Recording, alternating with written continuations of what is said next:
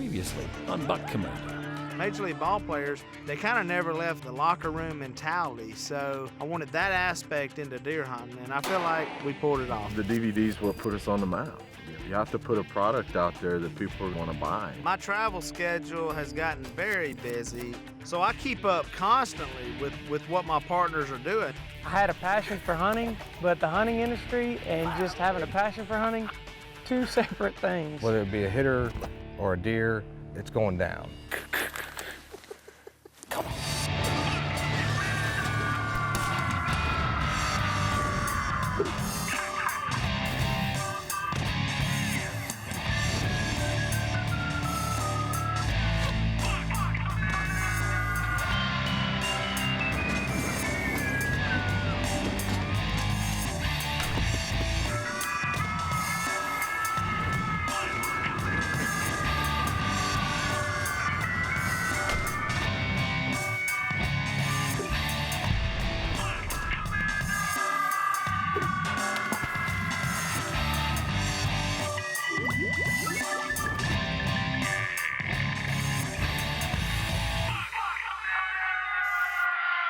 Buck Commander. Protected by Under Armour. It's 97 degrees, and at this point of the season, very hot in Texas. These players do need to watch out. Matt Duff, co-owner of Buck Commander, as well as one of the personalities on the DVD series. Currently serving as the pitching coach for the San Angelo Colts. Because we're trying to produce this DVD, and so there's so many things that go into it besides just getting out there and hunting. It's a lot of things that we have to plan and prepare for during the summer. Oh man, what a stud 8-point. Growing up, my dad taught me how to hunt and fish, and when I met Chipper, seeing his passion and what he really enjoyed was something special for me. There's a big heavy deer down this barrel right here. Before Buck Commander even got started, Duff ran the camera for me. It was just instant chemistry. We got along good. Got a shot. You know, our relationship kind of morphed into really our passion for hunting. Got a good 5, look at that 5. Working alongside Willie, there have been some times where Willie and I haven't seen eye to eye on things. It's been a lot of help. You really been helping me out a lot this morning. Willie's been a duck hunter, been in a family of duck hunters. I grew up deer hunting. Buck Commander's like baseball, you know, you get the minor leagues and major leagues, so Tombo Martin and Matt Duff, you know, they're kind of like the minor leagues of the group. And if you get me out of this, I'll let you kill a bigger deer than you did at Brady last year. Oh, what? I'm Tom Martin, AKA Tombo. I'm part owner of Buck Commander. I look at facing the league's most fierce hitters as being the same as having a 180-inch buck in my scope, you know? Dude, that is awesome. Whether it be a hitter or a deer, you know, it's going down. I wanted to bring Tombo in to face this guy. He's got 10 years of Major League Baseball experience. Threw a curveball to this guy, and he hits it about 6 inches above his knuckles. That sucks. Jeez. That boy makes a great pitch. One pitch he threw. And as the ball's going by me, I can just see it spinning like slow motion.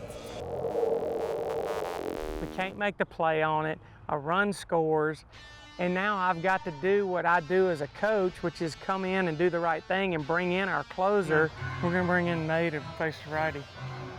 I gave up one of my teammates' runs, which drives me insane. So, Yeah, I'm pissed. I'm pissed. so I have to go out to take Tombo out after one pitch. There's no way he's had a shorter outing than that in his career. Let the record show I'm pissed. Pissed. Handed him the ball, walked off the field. They sit down and Duff, it's like, man, you made the right pitch. It was a good pitch. You can't control that stuff. Hey, knock it down. The deer, let's go get it. You can reload. Come on now. Don't make me cry, dude. He was like, hey, you know what? We're gonna be hunting in 3 weeks. Don't worry about it. I'm still gonna get you that deer. And I was like, what do I say to him? You know, he's a good friend. Well, you did throw one pitch. I know you're a little probably gassed. Yeah. Brady,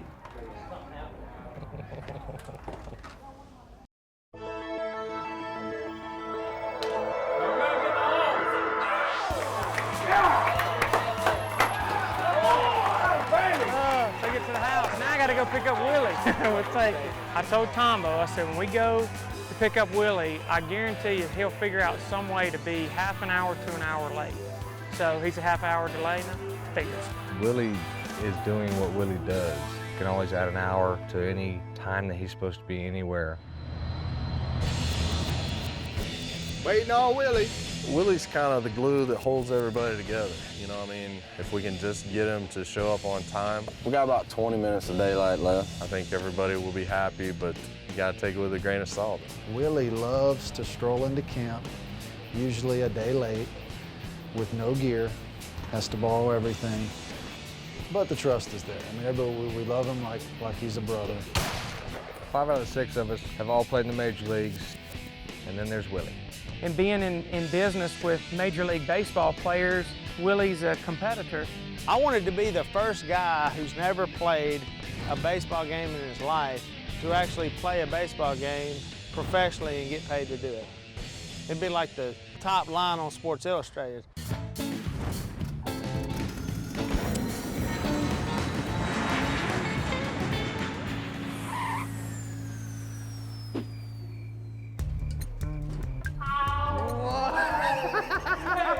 Hey, no.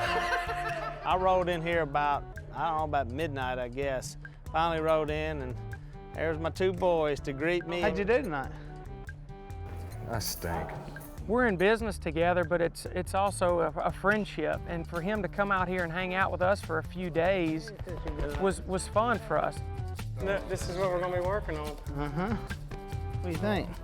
Did you bring your, did you bring spikes? You know, Willie's not gonna disappoint you. You know, when he arrives, you know what you're getting. That's all I got, bro. Packing light.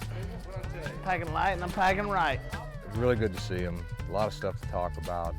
You know, having him sit here face to face and being able to, you know, be friends and hang out as friends is a neat deal, especially away from the hunting camp. Let's get it on.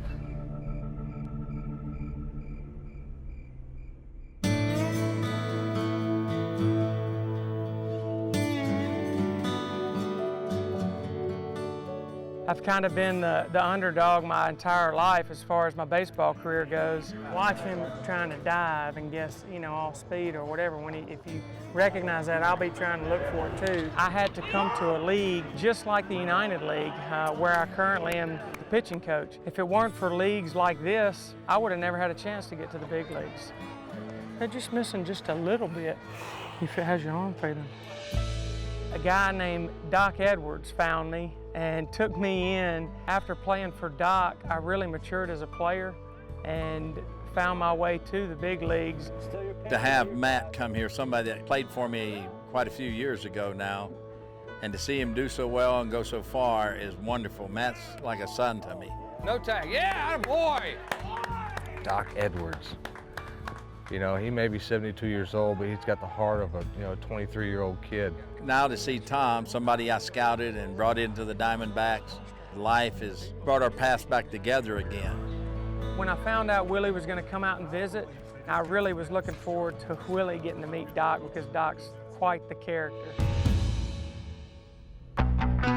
Welcome to Foster Field, home of the San Angelo Colts. And I'd heard a whole bunch about Doc Edwards. He said he's an older guy and he, played with the Yankees. He's got long hair. I hope he doesn't turn his cap. Oh, he's going to. You there? Don't say nothing. I knew Doc is old school.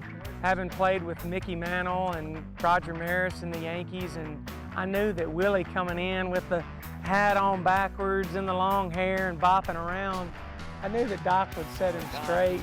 I don't know what he's gonna say about your hair. Honestly, I was a little nervous. I thought, man, he's probably gonna run me out of town as soon as I walk up. Yeah, he knows what to expect, but I don't think he's gonna care for it a whole lot. We had discussed with Doc about Willie coming in. He was excited about it. Doc's a hunter, his grandchildren hunt, so he loves what we're doing. He tells me you want to play a little baseball. Well, There's two things fine. you have to abide by. On this side of the fence, you have to wear your hat with the bill forward. That's the first thing. You know, you see on TV everybody wearing their hats backwards in this form here. And to me, the only guy who can wear that on a field that way is a catcher. Second thing is the beard can stay, but the hair's got to go. No good? No. No, if a player who could really play showed up like that, I probably wouldn't let him through the gate in the front. Well, my neck may get red with my hair going off of it. I'm from West Virginia, and you're from Georgia, so our deck's already red. Louisiana, so it's even redder. It's even more red, that's right. Because Doc, he's got his rules and the way he wants the players to look and go about their business, and I was looking forward to having him take Willie down a notch a little bit. And I've never played in a baseball game, ever. Ever? Ever. Really? Not as a kid Not either? as a kid. Well, I'll I've tell you, never these two played guys are pretty good teachers, but I think they got their hands full. You see Willie, and you can tell there's a businessman on the other side of that beard somewhere.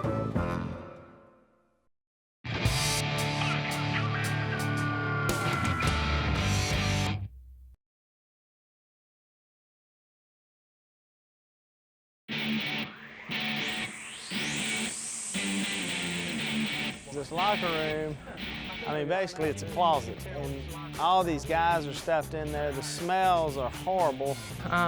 What? Probably the waist. I don't know if we got one with the, You got a chain. you know, I don't know if we have one that'll come out.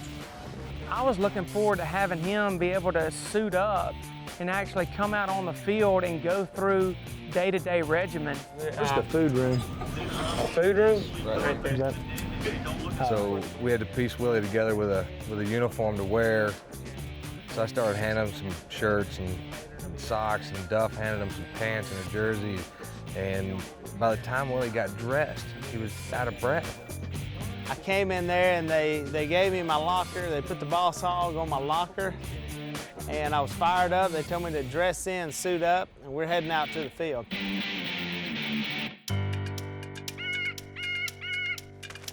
Stepping on that baseball field, it's kind of a weird feeling because I'd never done that before. Stretch out a little bit. Old people have to like loosen stuff up. Hey man, look at some balls right here. Yeah, dude. It's like a golf swing. You know, I see his passion and how much he loves going to the ballpark. So for him to get out here and actually put on the baseball pants and step out on the field, I knew was going to be a neat experience for him. Oh, God! So we got out there and we played catch, and I lost track of how many times I had to go chase the ball playing catch with Willie. That's a good workout. Oh, we're not done. Oh, good job. We got lost it. Okay. Played catch for 5 minutes and he's got to take a water break. And I'm thinking, you know, I'm looking at Duff, like, you know, is he gonna make it through this? I actually got worried about him. He was over there, he looked white as a I sheet. mean, I love Willie, but it wasn't good. Trainer! We need a trainer. Life has a cruel way of putting people together, and it puts me, who's never played a game of baseball in my life, with a bunch of baseball players. And that ball moved. It's called gravity, Willie.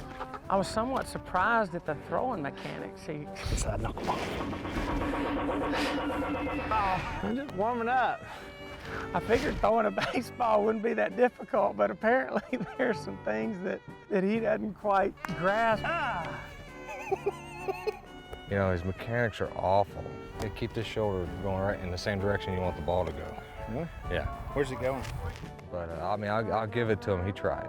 I would compare Willie's throwing a baseball to a new deer fawn trying to stand up for the first time. I tell you, I can't throw.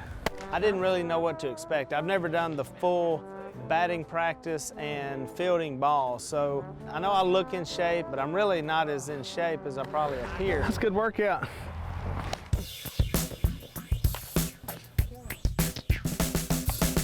I'm not a good grounder guy. It's 110 degrees out here. I was winded just from the initial warm-up. Gotta get your butt down low. I decided I'd hit him some ground balls during batting practice to see how well he would flash the leather. No! I can't do. I thought I did great fielding balls. I think the guys were impressed with my fielding ability, and Possibly the worst fielder I've ever seen. I don't know if he actually fielded a ground ball. I hit the balls to him. I probably had a high percentage of ones I scooped up. And there was a lot of hitting off the wrist and the foot and a lot of the, but hey, he gave it the old college try. That scared me to death. I'm not great at bending over and doing all that in one motion. That was a challenge, so into the cage I went. Am I in the right spot? Willie thinks he's a good hitter, is the thing. I mean, he couldn't wait for batting practice. Inside the cage, I really wanted to shine because I really wanted to get one out of this park. You know, our center fielder loaned him a bat that Adam was so kind enough to send down. And after 4 swings, Willie broke it. Did break it. Then I thought the back cracked. It was really frustrating. I will give him this. He's way better of a hitter than he is a fielder or thrower.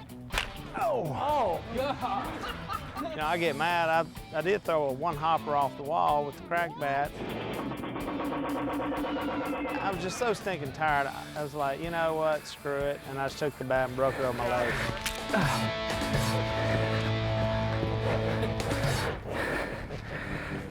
There wasn't too many dry spots left on his shirt after about, we weren't out here maybe an hour. But the problem was now I done got so daggum tired, I was dehydrated, and frankly, I thought I was gonna die right there on the field. He just scared. You know, I thought we may have to call in the paramedics and lay him down and put an oxygen mask on him to pump some life back into him. I'm done. After he finished, his legs were jelly. Went straight to the dugout. And the look on his face, I mean, Willie doesn't have much of a tan to begin with, but he was pale. I haven't been this hot in a long time. I'm torn between drinking more water and throwing up. He held it together, you know, poured some water on his face and drank half a cooler. I was amazed at the athleticism, you know, of the players for an independent league in the middle of Texas. I mean, these guys can play. Just don't throw up on my shoes, okay? In the last interview I conducted with you, you mentioned about Buck Commander and our president of the company that got this whole thing started is Willie Robertson. One of the things that kind of touched me was the national anthem. You've seen it on TV and when the guys are down the road, and so Doc invited me to come up and stand there. I think it's really good for the guys. I know the guys in the clubhouse are fired up, and it's kind of brought an excitement to the clubhouse. You know, take my hat off and look at the flag there waving. That was a neat deal. I'll probably never forget that. Good. Let's play some ball. I mean, I was really impressed with the level of play out here. I mean, the dimensions of the field, the same ones I see at the big league park. Just from a friend standpoint, to have Willie in the dugout was a neat deal for me because, you know, it's something that we're going to talk about all winter. When you got to go up and do the radio deal? I think at the bottom of this inning. I came out and I saw these guys playing. I thought, dang, I mean, I saw guys making, you know, diving catches and bomb home runs.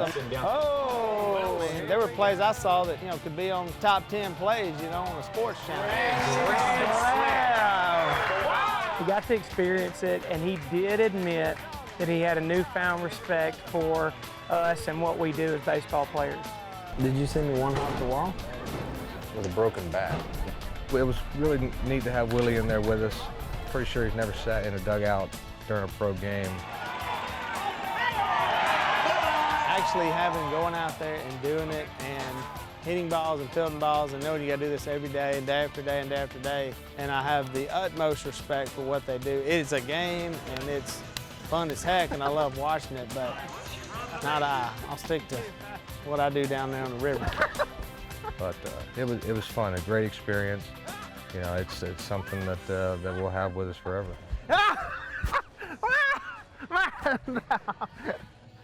Unfortunately.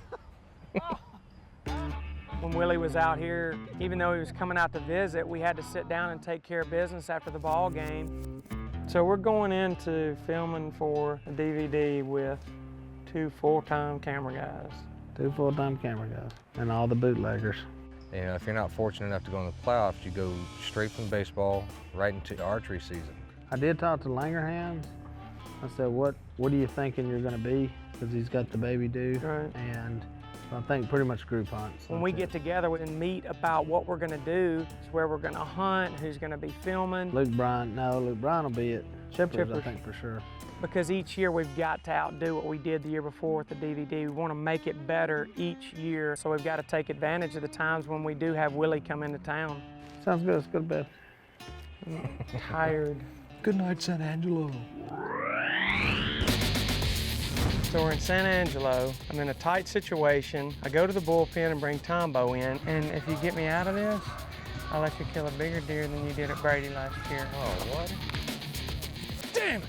So now I've got to take him out. Let the record show I'm pissed. When I came back in the dugout, I said, hey, I still love you. I'm still gonna let you kill a big deer at Brady this year. And I don't know if that went in one ear and out the other, because when we got back to Brady that fall, I get word that he's killed a deer, and they come back to camp. I look over in the back of the tailgate. I'm like, I told you could kill a bigger deer than you did last year.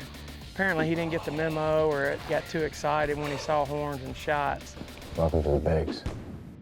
Next week on Buck Command. Yes, ladies and gentlemen, I'm an idiot driving an RV. My old buddy Carter Smith said, Willie, I got you and Chipper set up in the booth in Atlanta. When I was 4 years old, I remember sitting there watching the Los Angeles Dodgers game. I looked up at my mom and I said, I'm gonna play in the big leagues one day.